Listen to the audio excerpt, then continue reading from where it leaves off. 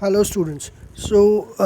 In the last few videos we have discussed about what should be the basic criteria for defining whether government is uh, democratic or not.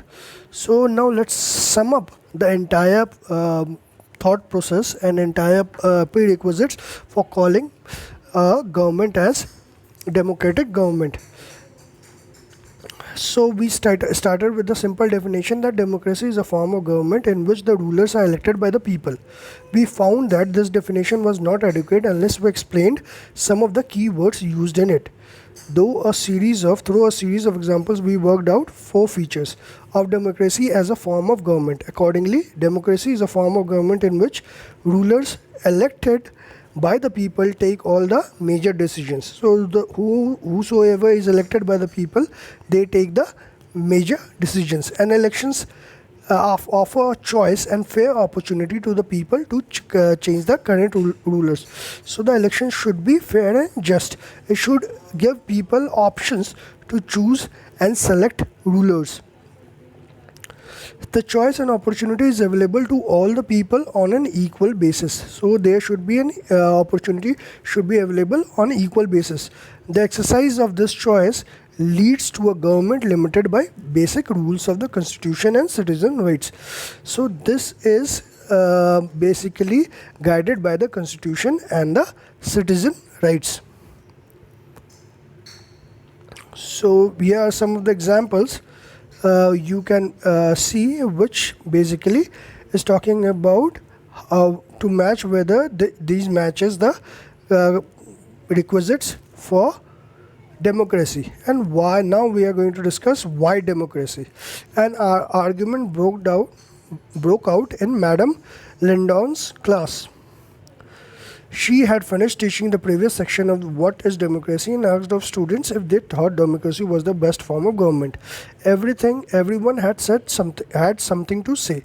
So now we will be going through a short story where it is basically mentioned why democracy. So as you understand, before going into it, we'll get into this in the next class.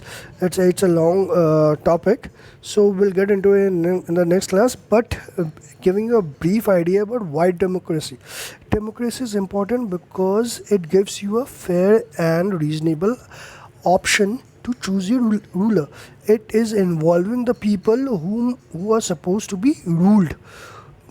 Everyone cannot participate in decision making process. So what people in democracy do is they elect someone whom they consider that he or she will be the right person to make a decision on his or her behalf. So once they elected, the process of election has to be fair, because let's say for a country like where there's a population of crores of people and they elect a single person to rule them or to make decisions on their behalf, the process has to be very simple, the process has to be very transparent, the process has to be very fair.